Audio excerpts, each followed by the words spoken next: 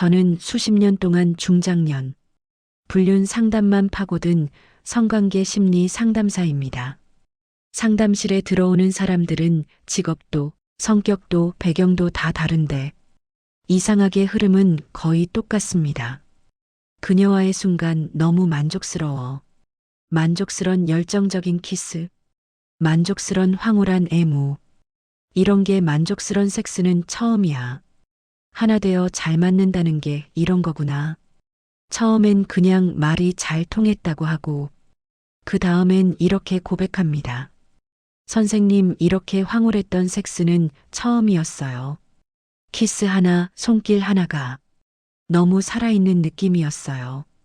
그리고 마지막엔 이렇게 끝이 나죠. 도대체 제가 왜 이렇게까지 된 건지 모르겠습니다. 오늘은 불륜의 사이클을, 실제 상담에서 만난 3가지 사례를 섞어서 조금 더 현실감 있게 드라마처럼 풀어보겠습니다. 50대 자영업 남편의 이야기, 40대 후반 전업주부 아내의 이야기, 60대 초반 은퇴 남편의 이야기. 각기 다른 3사람인데 놀랍게도 경과, 열정 후퇴 이상화 인격 해체 스캔들.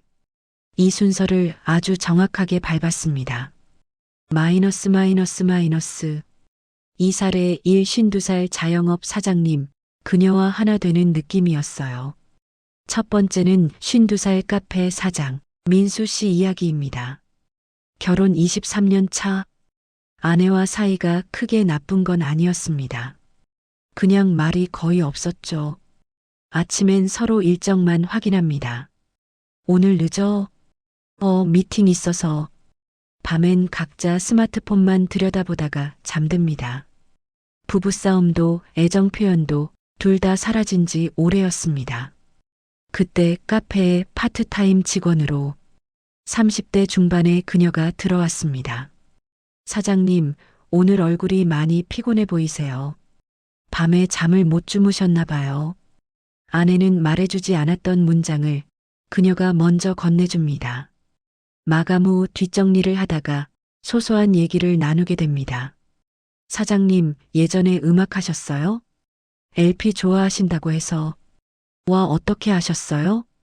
어느새 민수 씨는 자신의 젊은 시절, 실패한 밴드 이야기, 가게를 차리기까지의 고생을 술술 털어놓고 있었습니다. 그녀는 눈을 반짝이며 말했습니다.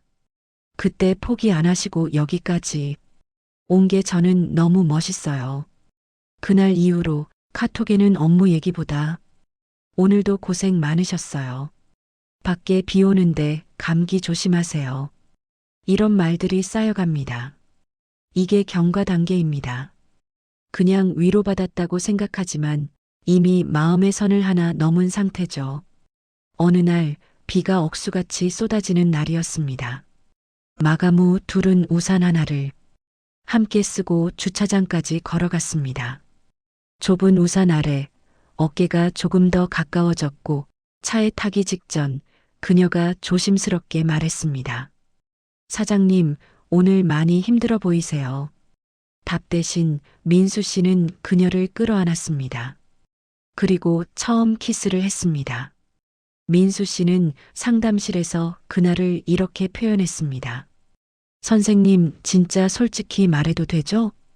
그날 키스만 하는데도 온몸에 전기가 오는 것 같았어요. 손이 스치고 서로를 더 꼭 끌어안는데, 아, 이게 내가 남자였다는 느낌이구나 싶었어요.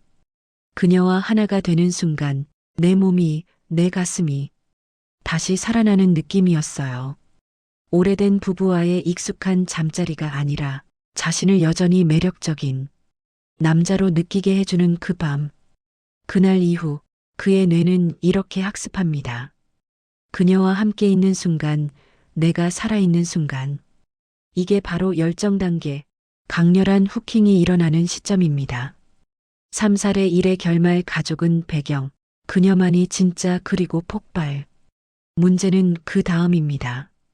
아침에 눈을 뜨면 민수 씨 옆에는 23년을 함께 산 아내가 누워 있습니다.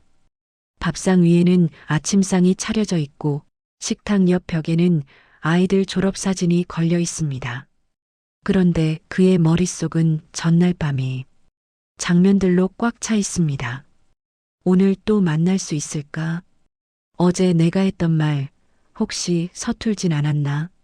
아내가 묻습니다. 요즘 왜 이렇게 말이 없어? 가게 잘 되는 거 맞지? 민수 씨는 괜히 짜증이 올라옵니다. 아, 좀 나도 피곤해. 맨날 돈 얘기만 하지 말고 좀 그냥 놔둬. 이게 후퇴 단계입니다. 부부에게서 한 발짝씩 물러나 그녀 쪽으로 기울어지는 시점입니다. 점점 가족과의 대화는 줄고 약속이 있어도 가게 일 때문에라고 둘러대며 그녀와의 시간을 우선합니다. 한편 그녀는 말합니다. 사장님, 저랑 있을 때가 제일 편하다고 하셨잖아요. 저 그 말 믿어도 돼요? 민수 씨는 확신에 차서 말합니다. 넌 나를 진짜 이해해주는 유일한 사람이야. 아내는 잔소리하는 사람, 그녀는 나를 있는 그대로 인정해주는 천사가 됩니다. 이상화 단계죠. 그러다 어느 날 사건이 터집니다. 아내가 우연히 민수 씨의 노트북 카톡을 보게 된 겁니다. 어제 사장님이 안아줄 때 세상이 멈춘 것 같았어요. 카페에도 소문이 돌기 시작합니다. 그리고 민수 씨는 제 앞에서 두 손으로 얼굴을 감싸쥐고 말했습니다. 선생님, 저는 그냥 잠깐 살아보고 싶었을 뿐인데 이게 1번 살해의 스캔들 단계입니다. 황홀했던 그 밤의 감각은 사라지고 너무 늦게 찾아온 현실만 남았습니다. 사살의 이 48살 전업주부, 나도 여자였다는 걸 잊고 살았어요. 두 번째는 48살 전업주부, 지연 씨 이야기입니다. 남편은 대기업 차장, 아이 둘, 대학생 하나, 고등학생 하나. 겉으로 보기엔 평범한 중산층 가정이었습니다. 하지만 남편은 늘 바빴습니다. 야근, 회식, 골프, 출장을 핑계로 집에는 잠만 자러 들어왔습니다.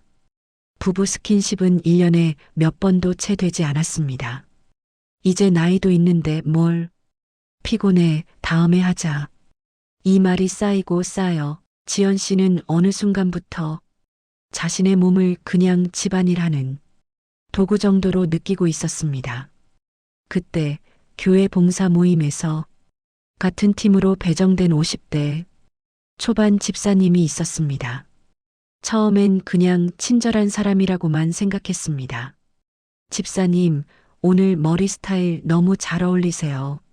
저는 집사님 웃는 얼굴 보면 기분이 좋아져요.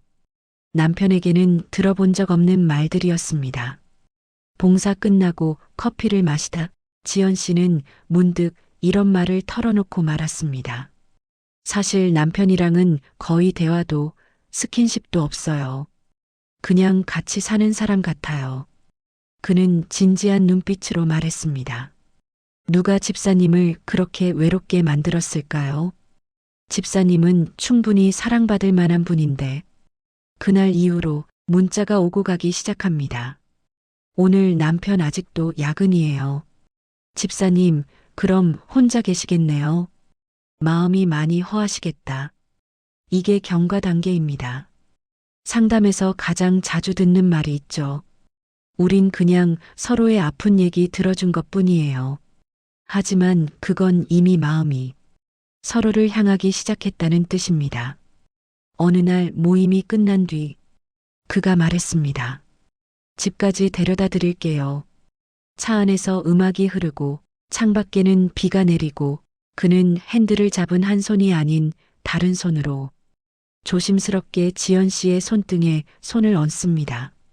잠깐 움찔했지만 손을 빼지 않았습니다. 그는 속삭입니다.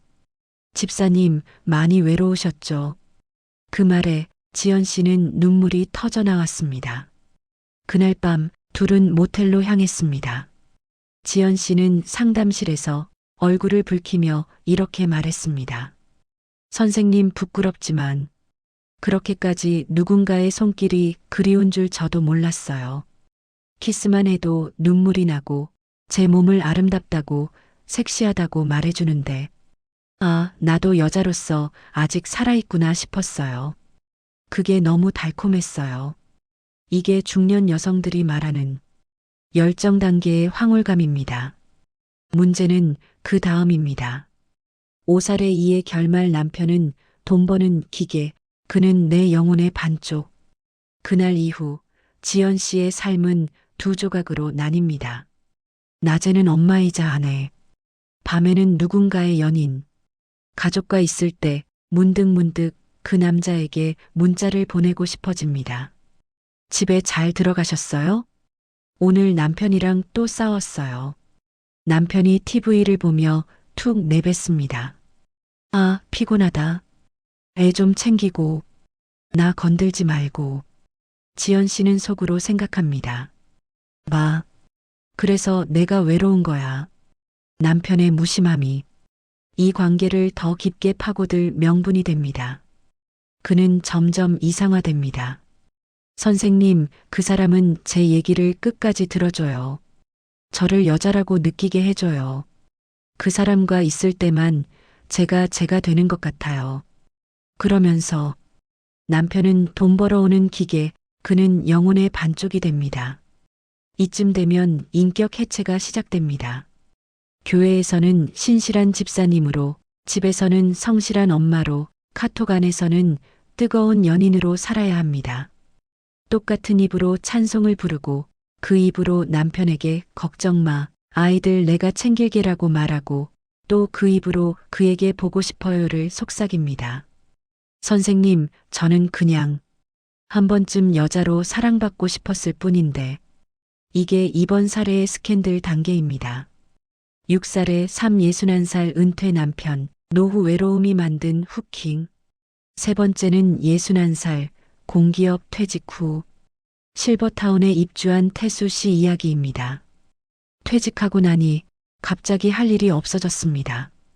아내는 여전히 마트에서 일하며 바빴고 아이들은 각자 외국, 지방에서 살고 있었습니다. 하루 종일 TV만 보다가 우연히 실버타운 요가 프로그램에 나가게 됩니다. 거기서 만난 사람이 57살 동갑내기 입주자 선영 씨였습니다. 처음 뵙는데 몸이 많이 굳으셨네요. 퇴직하고 운동을 안 해서 그래요. 요가 끝나고 커피를 마시며 퇴직 후 우울감, 허무함, 밤에 잠이 안 오는 이야기까지 털어놓게 됩니다. 선영 씨는 씩 웃으며 말합니다. 저도 그래요. 남편 떠나고 나니까 사람들 사이에 있어도 이상하게 혼자인 느낌이 들어요. 둘은 금방 친해졌습니다. 같이 밥 먹고 동네 산책도 하고 실버타운 프로그램도 같이 신청합니다. 그리고 어느 밤 실버타운 공원 벤치에서 둘이 나란히 앉아 있다가 태수 씨가 조심스럽게 선영 씨의 손을 잡습니다. 놀랐지만 선영 씨는 그 손을 뿌리치지 않았습니다. 우리 너무 늦게 만난 거 아닐까요? 그날 서로의 집으로 돌아가지 않고 근처 호텔로 향했습니다. 태수 씨는 상담 중에 이렇게 말했습니다. 선생님, 솔직히 말할게요. 그 나이에 그런 감정을 다시 느낄 줄 몰랐어요. 키스를 하는데 심장이 막 뛰고 서로를 껴안고 있는데 눈물이 핑 돌더라고요. 아, 나 아직 안 끝났구나. 나도 아직 남자구나. 그 감각이 너무 강해서 머리로는 안 된다는 걸 아는데도 도저히 멈출 수가 없었어요. 노후의 외로움, 존재감 상실, 나는 이제 쓸모없다는 감각 위에 폭발적인 후킹이 일어난 겁니다. 이후 태수 씨는 아내에게는 동호회 모임 간다고 말하고 실제로는 선영 씨와 여행을 다니기 시작합니다. 아내와의 대화는 점점 줄고 해외에 있는 딸에게도 아빠 요즘 친구들 만나서 재밌게 지낸다며 대충 둘러댑니다. 그러면서 속으로는 이렇게 정당화합니다. 늙어서까지 나 자신을 포기하고 살라는 건 너무 가혹하다. 나도 좀 행복하면 안 되나? 그렇게 이상화와 후퇴가 동시에 진행됩니다. 7살의 3의 결말 인격이 둘로 갈라지는 느낌. 문제는 두 집 사이를 왔다 갔다 하면서 태수 씨 안에서 인격 해체가 일어난다는 겁니다. 실버타운에서 선영 씨와 있을 때는 손도 잡고 포옹도 하고 서로에게 당신 덕분에 산다고 말합니다. 집에 들어오면 아내에게는 무심하게 말합니다. 오늘도 그냥 모임 갔다 왔어. 피곤하다, 나 잘게. 아내는 묻습니다. 당신 요즘 왜 이렇게 집에 정이 없어요? 태수 씨는 짜증만 냅니다. 나이 들어서까지 잔소리 좀 하지 마. 그러면서도 마음 한구석에서는 죄책감이 씁쓸하게 피어오릅니다. 그래서 더더욱 아내와의 대화를 피하고 선영 씨에게 의지합니다. 당신 아니면 나는 벌써 무너졌을 거야. 그 순간 태수 씨는 제 방에서 했던 말을 떠올렸다고 합니다. 선생님, 가끔은요. 제가 둘로 쪼개져 있는 것 같아요. 아내 앞에서의 나, 그녀 앞에서의 나. 둘 다 진짜 같으면서도 둘 다 가짜 같아요. 하지만 스캔들이 터지고 나면 둘 다 잃어버리는 경우가 많습니다. 아내는 그를 더 이상 존중하지 못하고 딸은 오랫동안 연락을 끊고 선영 씨와의 관계도 죄책감과 부담 속에서 결국 어그러집니다. 8세 사례의 공통점, 그리고 당신에게 드리고 싶은 한 문장. 지금까지 세 사람의 이야기를 보셨습니다. 50대 자영업 남편, 40대 후반 전업주부 아내, 60대 은퇴 남편. 성별도 상황도 다르지만 공통점은 아주 분명합니다. 1. 외로움과 인정 욕구가 쌓여 있었다. 2. 누군가가 당신 괜찮다, 멋지다, 아직 살아있다고 말해줬다. 3. 그 말을 해주는 사람과의 키스, 포옹, 성적 경험이 나는 아직 여자 남자라는 감각을 폭발시키며 후킹을 만들었다. 4. 그 황홀감 때문에 가족과의 관계에서 조용한 후퇴가 시작됐다. 5. 상대를 이상화하며 이 사람이야말로 내 영혼의 반쪽이라고 믿게 됐다. 6. 결국 거짓말이 일상이 되면서 인격 해체가 일어났고 언젠가 한 번은 스캔들로 폭발했다. 지금 이 글을 보고 계신 당신이 혹시 이런 생각을 하고 있다면 특히 조심하셔야 합니다. 나도 한 번쯤은 여자로, 남자로 느껴지고 싶다. 이 사람과 있을 때만 내가 살아있는 것 같다. 조금만 더 들키지만 않으면 괜찮겠지. 저는 성을 부정하지 않습니다. 황홀한 키스, 설레는 손길, 서로에게 집중하는 밤의 친밀감. 중장년에게도 너무나 중요합니다. 하지만 그 감각이 당신의 양심, 책임, 가족, 그리고 스스로에 대한 존중을 싹 다 집어삼킨다면 그건 더 이상 사랑이 아니라 자기 자신의 욕망의 사이클입니다. 마지막으로 꼭 이 문장만은 기억해 주세요. 불륜의 사이클에서 제일 먼저 무너지는 것은 가족이 아니라 나 자신에 대한 존중입니다. 혹시 지금 누군가의 메시지를 기다리고 있다면 그 사람에게 톡을 보내기 전에 당신 자신에게 먼저 물어보세요. 나는 지금 내 인생의 주인으로 행동하고 있는가? 이 질문에 당당하게 그렇다고 말할 수 있는 선택을 하시길 바랍니다. 그게 진짜 어른의 사랑입니다.